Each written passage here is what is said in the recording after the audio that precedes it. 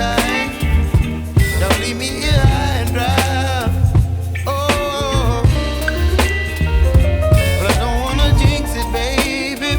Let's not get ahead of my time. Oh, but I don't wanna miss you, baby. So I stand up and speak just my mind. Oh,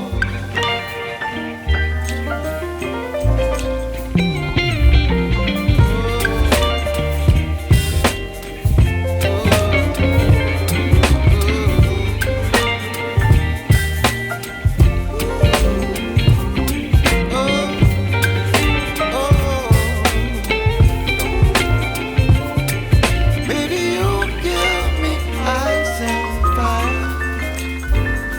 You're chilling in the rain. You're some kind of butterfly. Baby, you give me midnight. You whip up my appetite. Don't leave me here high and dry. Baby, you give me ice and fire. You're channeling wind and rain. You're some kind of butterfly.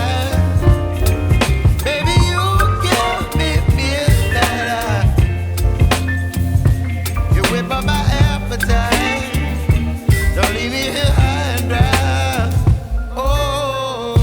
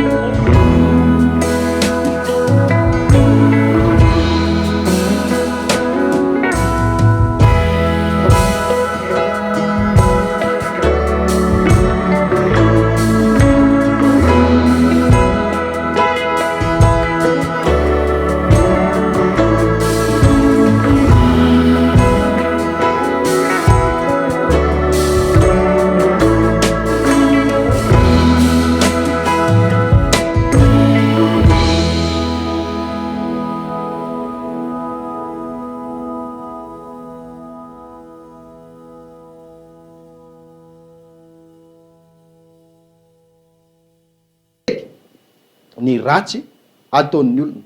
Fa misy andro anankiray zay tsy maintsy hijinjan'ny olona vokatry ratsy ataony io ka isika moa mety hoe tsy manao ratsy inona loatra ianao, fa anisan'ny ratsy zay maharatsy ianao koa eo anatrehan'ny tompo ny tsy fanarahana ny marina fa fanarahana ny tsy marina, na lay atao hoe laingy. Ka ndray andro any de ho tanteraka ty teny ty hoe lohany ianao zay tsy nino ny marina, fanakasitraka ny tsy marina. Zany hoe tena zava-dehibe eo anatrehan'Andriamanitra mihitsy resakaiza malala izany hoe tsy fanarahana ny marina zany fa mankasitraka ny tsy marina. Ka mety nabotrabotra anao io mety nasosony fiainanao io mety nampitombo voninahitra anao io inona moa io? Le hoe tsy fanarahana ny marina, le hoe fankasitrahana ny tsy marina. Mety tena nafinaritra anao ny fiainana tao, fa tadidio hoe lohan'Andriamanitra ianao raha mbola mijanona eo foana, ka andao am'izay ihany aza mijanona eo amin'ny tsy fankasitrahana ny marina intsony, aleo am'izay ankasitraka ny marina, hanaraka ny marina, fa tsy janona eo foana hoe ankasitraka ny tsy marina foana, satria fantatrao zany fa fanamelohana no miandry anao. Eny ary zay no tiako hosaintsaintsika alohan'ny idirantsika amin'ity fampianarana anankiray ity indray ary zay toyan'ny efa nianarantsika teto farany ihany mombamomba n'le fisin'ny fanahy. Ekena aloha zany misy ny fanahy voalaza ao anatin'ny baiboly zay, ary efa tamin'ny andro tamin'ny namoronan'Andriamanitra ny olombelona nefa nametraka fanahy tao anatin'ny olona izy tamin'ny alalan'lay fofinainy.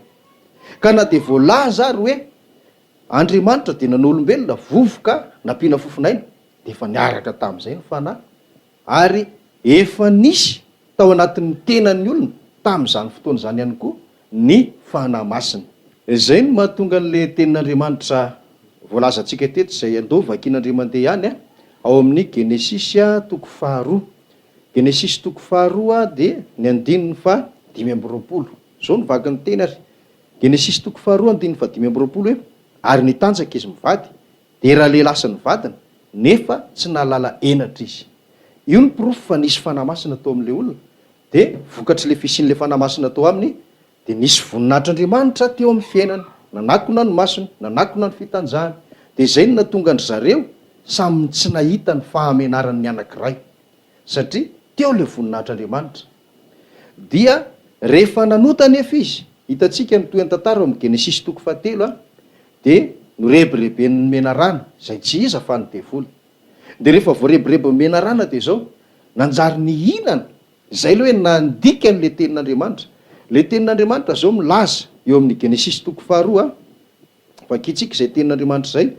Genesisy toko faharoa dia zao ny voalazany eo amin'ny andininy 9:10 sy 7:10. Genesisy toko faharoa andininy 9:10 sy 7:10 amin'ny anaran'i Jesosy manao hoe ary Jehovah'Andriamanitra nandidy andra-lehilahy ka nanao hoe ny hazo rehetra eo amin'ny sady azonao hinanana ihany, fa ny hazo fahalalana ny tsara sy ny ratsy dia aza hinanana, fa amin'ny andro zay hinananao azy dia ho faty tokoa ianao. Nipetraka izay tenin'Andriamanitra zay, tsy hipetrahan'ny fanontaniana moa ary oka tsy ho anontaniantsika hoe inona marina io hazo, fa zay zany voasoratra ny tenin'Andriamanitra. Nisy hazo teo de hoy ny tenin'i Jehovah tamin'izy mivady hoe reto rehetrarehetra eto azonao hoanina daholo, fa ity anankiray ity aza hinanana io izy. Voatsipika tsara le teny aza hinanana, satria nahoana? Zay leo amin'ny 9:7 fa amin'ny andro zay hinananao azy de ho faty ianao, aza hinanana fa ho faty ianao. Zay le tenin'Andriamanitra, anisan'ny didy nipetraka izy tamin'izany fotoana zany, aza hinanana fa ho faty ianao. De jere tsara ny namadian'ny Satana anazy eo amin'ny andininy ao amin'ny Genesisy toko 7 andininy fa 4. Genesisy toko 7 andininy fa 4 sy ny 5. Amin'ny anaran'i Jesosy enoy tsara ny vaky ny teny. Ary hoy ny menarana tamin'ny ravehivavy, tsy ho fatitsy akory ianareo, fa fantatr'Andriamanitra fa amin'izay andro hinananareo azy dia ahiratra ny masonareo ka ho tahaka an'Andriamanitra ianareo, ahalala ny tsara sy ny ratsy. Hitantsika amin'izany teo ny eo ihany zany tonga de hainy ny devolony namadika an'le tenin'Andriamanitra. Andriamanitra ny teny hoe aza hinanana fa ho faty ianareo, fa izy indray mampirisika ety mihinana fa tsy ho faty tsy akory ianareo. Ohatr'izay foana hoy aho le fomba ny devoly hatramin'izay ka hatramin'izao tsika miteny zao. Ary ianao le ndraindray ohatra ny sarotiny be, ohatra ny tezitra be rehefa hoe voatohatra kely le fototra ijoroanao, voakitikitika kely le nieritreretinao hoe zany no tena izy zany, fa fantaro iza moa matezitra anao e ity fanahy mena rano ity zay tao amin'ny nandrebireby any eva ihany ange io mbola mandrebireby anao io e de lasa ohatrany hoe manohatra tenin'andriamanitra ianao mamatika tenin'andriamanitra ianao zavatra miteny hoe zao lazainao fa tsy zany zavatra teny hoe ity lazainao fa tsy izy io ohatran'zany mahazo atsika zanak'olombelona ankehitriny ohatra nio nataon'ny satana io ihany hoe andriamanitra ny teny hoe aza hinanana fa satana ny teny hoe mihinana de ny tenin'andriamanitra ny teny hoe ho faty ianareo de satana indray ny teny hoe tsy ho faty tsy akory ianareo zay io tenin'andriamanitra io inona mivokatra l'izy rehefa ninana izy mivady eo amin'ny andin'ny fahinana de ninana ry zareo hoe ninana izy de vakitsika ny andin'ny fahafito rehefa ninana izy de naninana amin'ny anaran'i Jesosy Genesis 3:7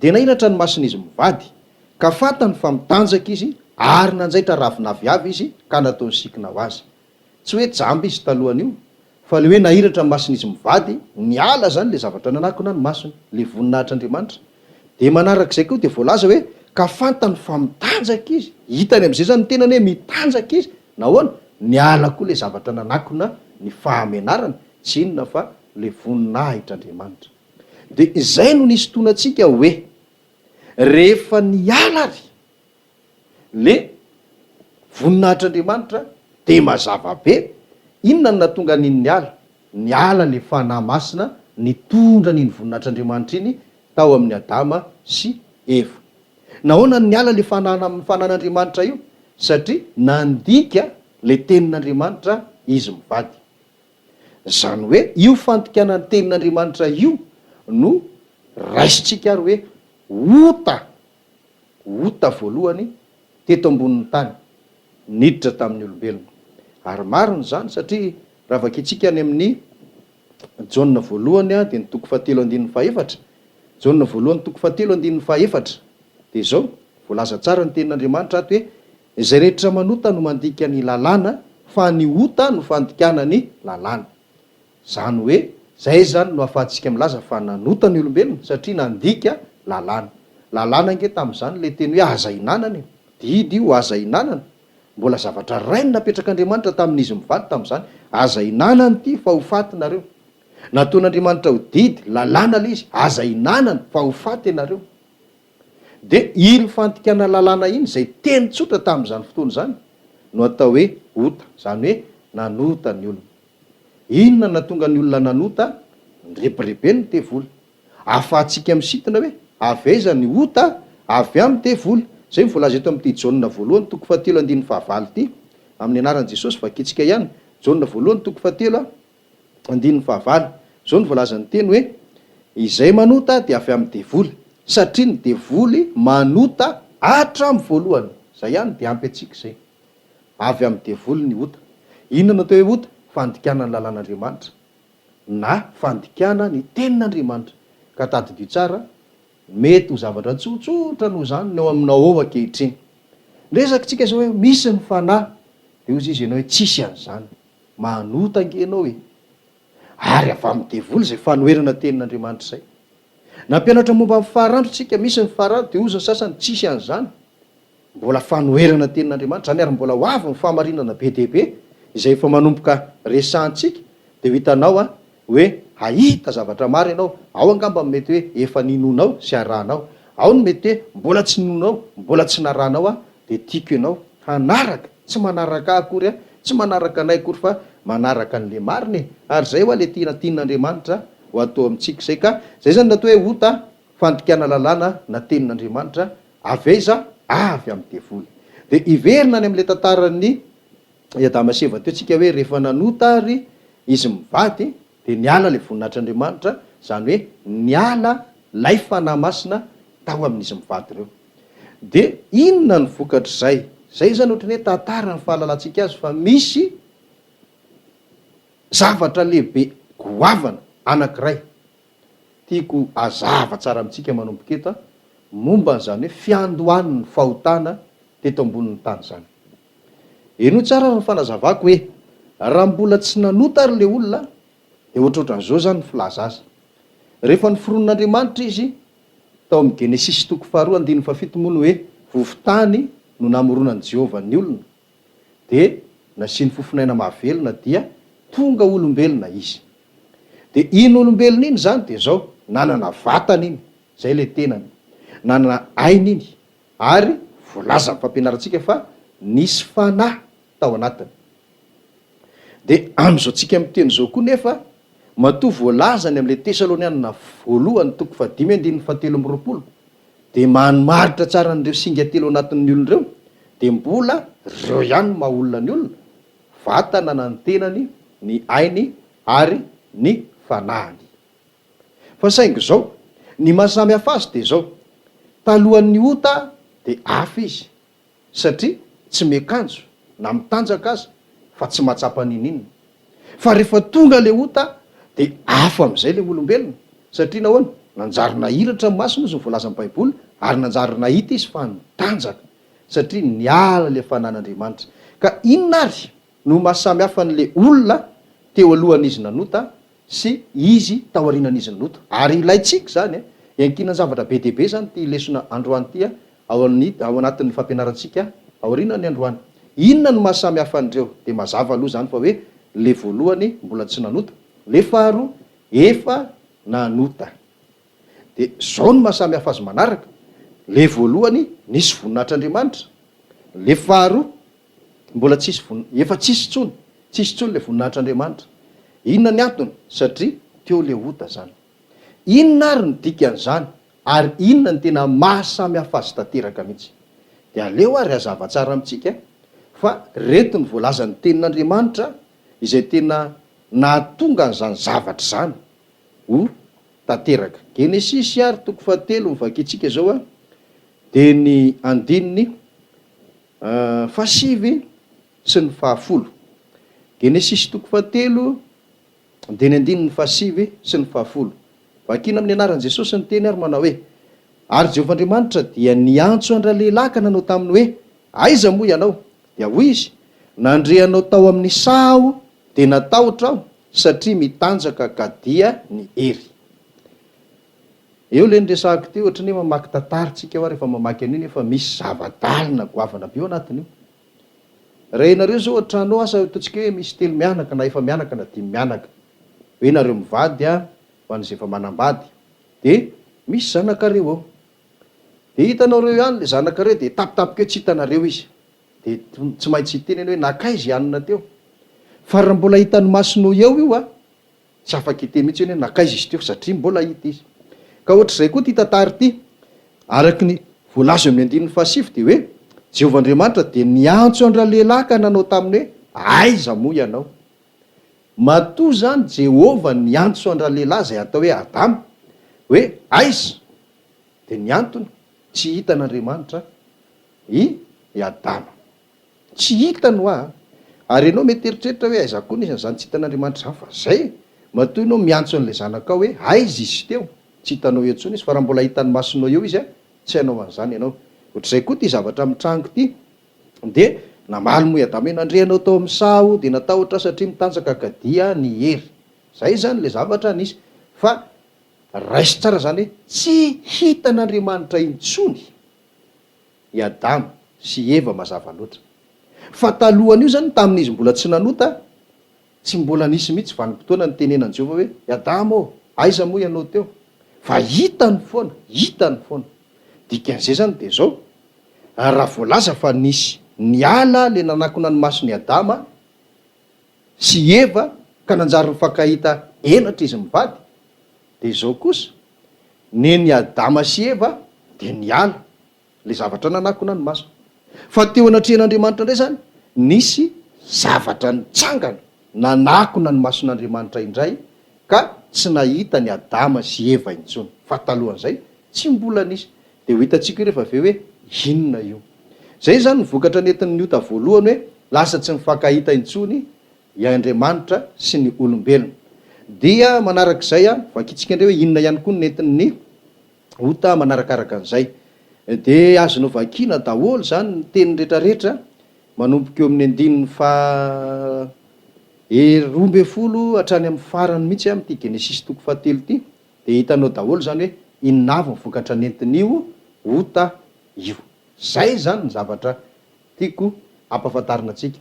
Fa ny vokatra nentin'ny ota zany de azonao fantariny hoe ao ny ozona na azo ozona daholo zany a na le lehilahy na le vehivavy na ny mena rano de zay ny vokatra netinota de samy nahazo tsirairay daholo hatramin'ny tany honenana sy itsahany ary vo ozona noho ny nataony de akoatran'ny ozona zany de le teo hoe lasa tsy mifankahita Andriamanitra sy ny olona ary mivokatra voaloha moa efa nentsika teto hatramin'ny fandaratsika teo alohaloha teo hoe ny ala ilay voninahitryandriamanitra ka eo am'le vokatra anankiray zany ny tena ifatohan'ny lesitsika sy ny fampianaratsika hoe inona ny dikan'le hoe tsy hitan'Andriamanitra intsony Adama sy Eva de efa nresahako teo moa zany le hoe lasa nisy zavatra nanakona ny mason'Andriamanitra ka inona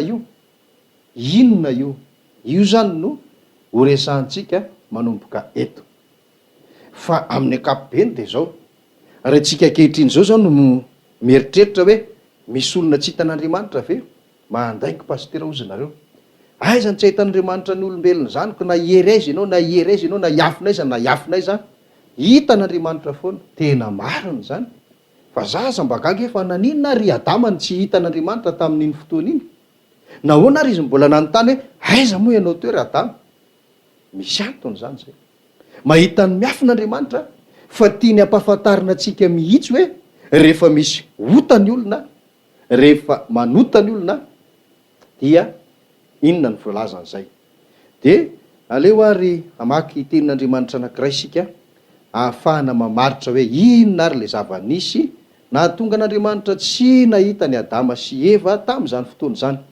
Isaia toko fa 7:20 andininy faharoa. Isaia toko fa 7:20 andininy faharoa. Zao ny voalazan'ny tenin'Andriamanitra ary amin'ny anaran'i Jesosy Tompo. Fa ny helokareo no efitra mampisaraka anareo amin'Andriamanitra reo, ary ny fahotanareo no mampiafina ny tavany aminareo ka dia tsy miaino izy. Mazava zany, ny heloka de lasa efitra mampisaraka